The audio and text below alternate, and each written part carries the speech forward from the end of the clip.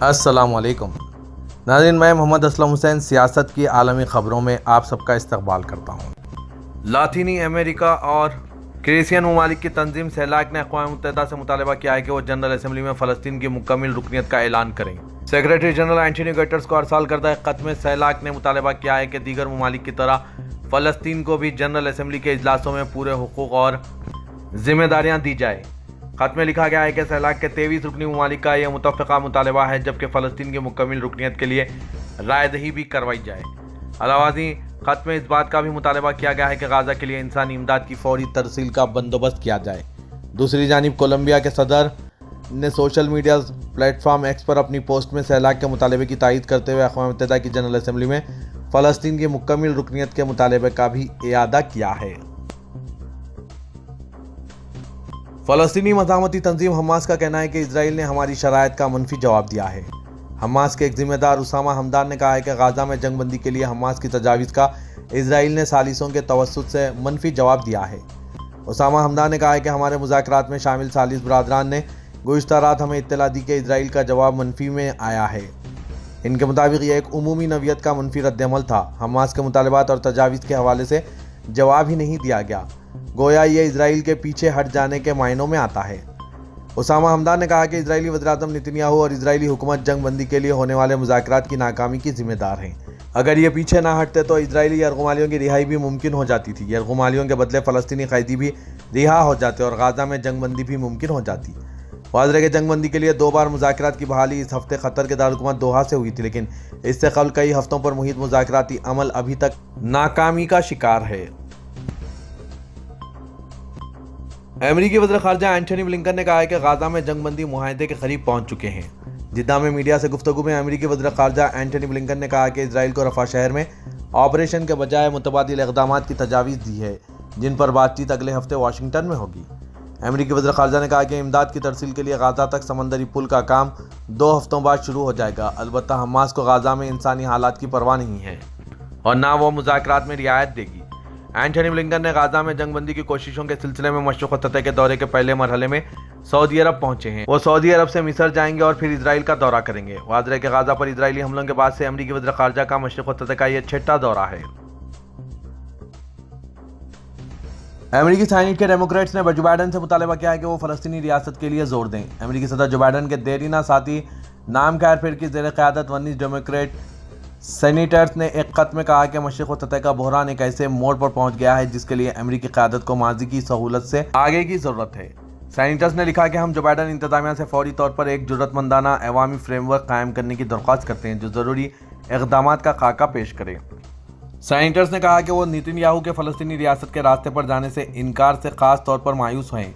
آپ اور آپ کی انتظامیہ نے جو سفارتی اقدامات کیے ہیں وہ انتہائی اہمیت کے حامل ہیں اور ہم آپ سے اور بھی زیادہ پرزور مطالبہ کرنے کی اپیل کرتے ہیں۔ جو بائیڈن کو یہ خط سینیٹ کے اکثریتی رہنما چیک شومر کے بعد آیا ہے، جو ملک کے اعلیٰ ترین یہودی منتخب رہنما اور اسرائیل کے دیرینہ وکیل ہیں، جنہوں نے غزہ جنگ پر نتنیاہو کے طرز عمل پر تنقید کرتے ہوئے نئے اسرائیلی انتخابات پر زور دیا ہے۔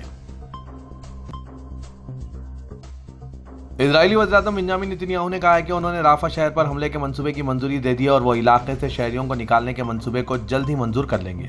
اسرائیلی وزیراعظم کے پریس دفتر کے مطابق وزیراعظم نتنیاہو نے گزشتہ 18 مارچ کو ہی امریکی صدر جو بائیڈن کے ساتھ اپنے فون رابطے کے بارے میں بیان دیا۔ نتنیاہو نے دلیل دی کہ میں نے اور بائیڈن نے انتہائی طور پر اس بات پر اتفاق کر لیا تھا کہ حماس کو ختم کر دیا جانا چاہیے۔ انہوں نے مزید کہا کہ تاہم یہ کوئی راز نہیں ہے کہ جنگ کے دوران اس مقصد کو حاصل کرنے کے بہترین طریقے کے بارے میں ہمارے درمیان اختلافات موجود تھے۔ نتنیاہو نے جو بائیڈن کو بتایا تھا کہ اسرائیلی فوج کے غزہ کی پٹی میں داخل ہوئے بغیر حماس کو شکست دینا ناممکن ہے۔ نتنیاہو نے کہا کہ پچھلی ملاقات میں انہوں نے صدر سے کہا تھا کہ بقیہ بٹالین کو تباہ کرنے کے لیے رفح شہر میں داخل ہوئے بغیر فتح حاصل کرنا ممکن نہیں ہے۔ نتنیاہو نے بتایا کہ ہماری فوج نے رفح شہر پر حملے کے منصوبے کی منظوری دی تھی، جبکہ جلد ہی ہم رفح شہر سے شہریوں کو نکالنے کی منصوبے کی بھی منظوری دیں گے۔ اٹلی کی وزیراعظم جارجیا میلونی بھی ڈیپ فیک ویڈیوز کی زد میں آ گئی۔ جارجیا میلونی کی جرأت مندانہ اقدام کے باعث تصاویر وائرل کرنے والے ملزمین کے خلاف گھیرا تنگ کر دیا گیا ہے۔ بین الاقوامی خبررساں ادارے کی رپورٹ کے مطابق تفتیشی اہلکاروں نے دعویٰ کیا کہ 2 افراد نے اٹلی کی وزیراعظم جارجیا میلونی کا چہرہ کسی اور کے جسم پر لگا کر ان کی ویڈیوز بنانے کی کوشش کی، جس کے بعد انہیں سوشل میڈیا پر جاری کر دیا۔ ذرائع کے مطابق اٹلی کی وزیراعظم 47 سالہ جارجیا میلونی اپنی جعلی تصاویر کے غلط استعمال کے خلاف جرأت مندانہ قدم اٹھاتے ہوئے اس کیس کو لے کر چل رہی ہے۔ جارجیا 2 جولائی کو اٹلی کی عدالت میں ملزمین کے خلاف گواہی دے گی۔ رپورٹس میں کہا گیا ہے کہ اس معاملے میں 40 سالہ شخص اور اس کے 73 سالہ والد کو قصوروار ٹھہرایا گیا۔ حتیٰ کہ عزت کے دائر کیے گئے مقدمے میں دعویٰ کیا گیا ہے کہ ان ویڈیوز کو امریکہ میں ایک ویب سائٹ پر اپلوڈ کر دیا گیا تھا جسے لاکھوں افراد نے دیکھا۔ ویلش لیبر پارٹی کے رہنما وان گیتھنگ پارلیمان میں رائے دہی کے ساتھ ویلز کے علاقائی وزیراعظم منتخب ہوئے، جو کہ یورپ میں افریقی نژاد پہلے رہنما بن گئے ہیں۔ وان گیتھنگ، جو 16 مارچ کو پارٹی رہنما اور وزیراعظم مارک ڈریک فورڈ کے استعفے کے بعد پارٹی لیڈر منتخب ہوئے تھے، انہوں نے وزیراعظم کے عہدے کے لیے پلیٹ کیمرو پارٹی کے رہنما اے پی فورتھ اور ویلش کنزرویٹو پارٹی کے رہنما اینڈریو ڈیوس سے مقابلہ کیا۔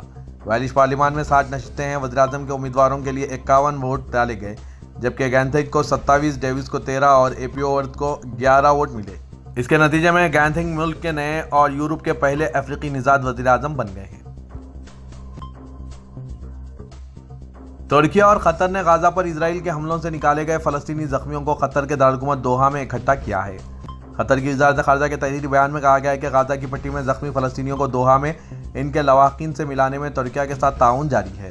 بیان میں کہا گیا ہے کہ غزہ سے نکالے گئے کچھ زخمیوں کا علاج ترکیہ اور کچھ کا دوحہ میں ہوا، اور جن زخمیوں کا علاج ترکیہ میں مکمل ہوا انہیں دوحہ لے جا کر ان کے اہل خانہ سے ملایا گیا۔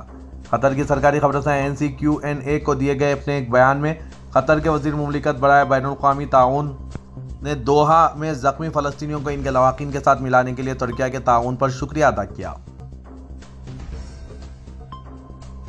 خادم حرمین شریفین شاہ سلمان بن عبدالعزیز اور ولی عہد شہزادہ محمد بن سلمان نے انڈونیشی صدر براووسو کو انتخابات میں کامیابی پر مبارکباد پیش کی۔ سعودی پریس ایجنسی کے مطابق سعودی قیادت نے انڈونیشی صدر کو تہنیتی پیغام روانہ کیے۔ سعودی قیادت نے انڈونیشی صدر کے لیے نیک جذبات کا اظہار کرتے ہوئے کامیابی کی امید کی ظاہر کی ہے۔ سعودی قیادت نے دونوں ملکوں کے برادرانہ تعلقات کی تعریف کرتے ہوئے مزید وسعت دینے کی خواہش کا اظہار کیا ہے۔ سعودی ولی عہد و شہزادہ محمد بن سلمان سے جدہ میں امریکی وزیر خارجہ اینٹونی بلنکن نے ملاقات کی۔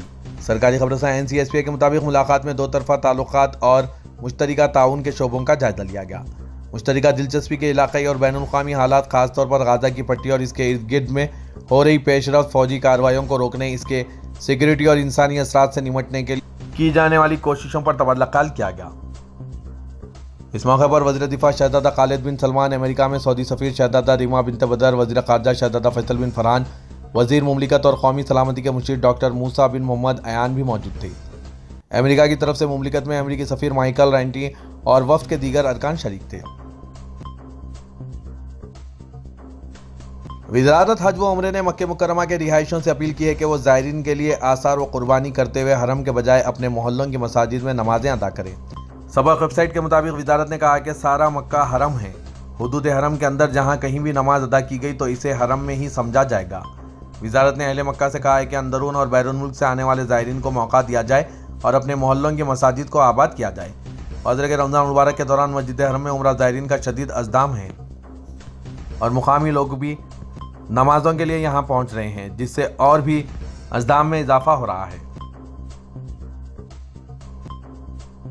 مدینہ ڈیولپمنٹ اتھارٹی کی نگرانی میں مدینہ بس منصوبہ مسجد نبوی اور مسجد قباء تک زائرین مسجد اور رہائشیوں کو آمد و رفت کی سہولت فراہم کر رہا ہے۔